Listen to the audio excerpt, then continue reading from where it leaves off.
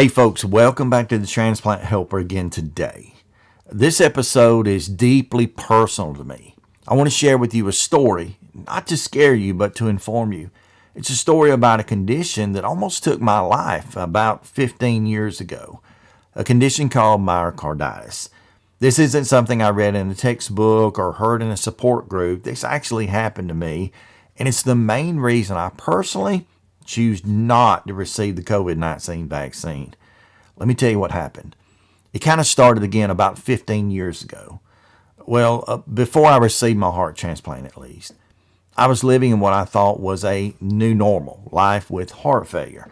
I was tired most days, had shortness of breath, but overall I was stable and I was under close observation by a cardiologist as well as being evaluated for transplant. Then one morning I woke up with severe chest pain and intense shortness of breath. Honestly, I wasn't sure if I was having a heart attack. They rushed me over to the local ER, but they quickly transferred me to a larger facility about 45 minutes away over in Meridian, Mississippi. After a round of tests, including EKG, echocardiogram, blood work, and such, they then contacted my transplant team over at UAB Hospital in Birmingham, Alabama. UAB quickly requested more tests and strongly suspected I had myocarditis. They rushed me via ambulance about 3.5–4 hours over to Birmingham. And when I arrived, it was confirmed I had myocarditis. When my doctor walked in the room and gave me the news, I asked him, what exactly is that? He explained it briefly, just as I'm going to explain it to you in a moment. But when I asked him what my options were, I'll never forget his answer. He said, Jim, you're going to be here for about 2 weeks. We're going to give you the strongest IV medications we have and some antibiotics and other drugs that help your heart to pump. If you live, you'll be fine. If you live? That phrase hit me honestly like a ton of bricks. He clarified that there's a very real risk that you might not make it through this. You're already in heart failure and this only makes things worse. But we're going to do everything we can, he said. Those first few days were rough. I'm telling you what, they were rough. I couldn't breathe. I didn't seem to get well.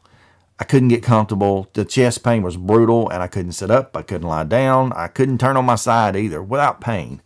The pain medicines didn't seem to help much, and it took about 4 to 5 days before I started to even feel a tiny bit better. In total, I stayed in the hospital 11 days, just shy of that 2-week mark he had mentioned to me. But by the grace of God, I made it out. I've never forgotten how dangerous that really was and especially how it felt. Now, let's pause and talk about what myocarditis actually is. Myocarditis is an inflammation of the heart muscle, your myocardium. The inflammation can reduce your heart's ability to pump and mess with your rhythm, and in some cases even become, like in mine, life-threatening. Common symptoms include chest pain and pressure, shortness of breath, irregular heartbeat or palpitations, severe fatigue, and in some severe cases, it can even lead to sudden cardiac death.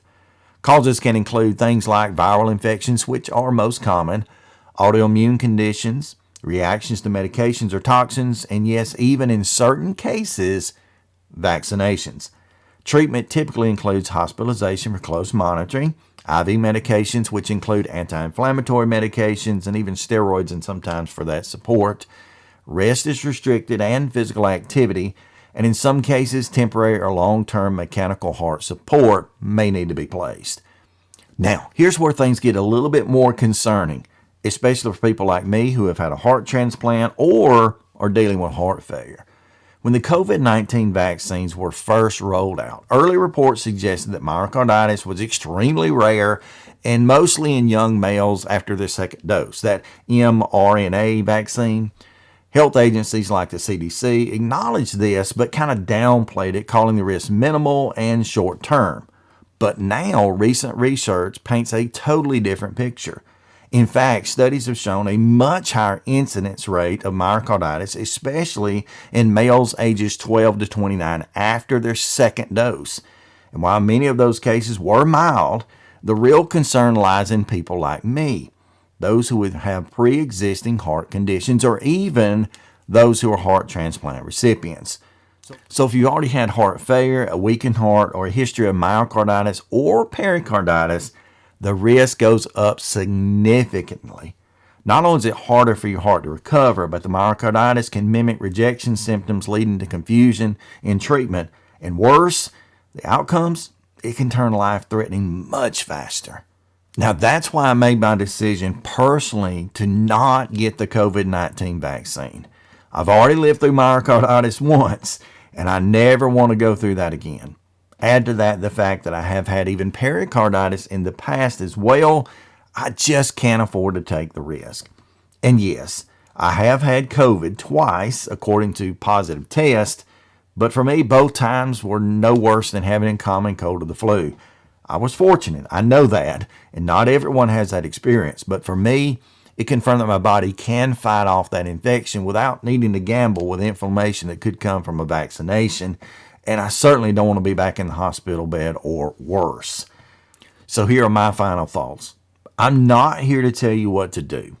I'm only here to tell you what happened to me and what I've learned since that time. But let me plead with you, especially if you're a heart transplant recipient or in heart failure, immunocompromised, please, please, please be cautious.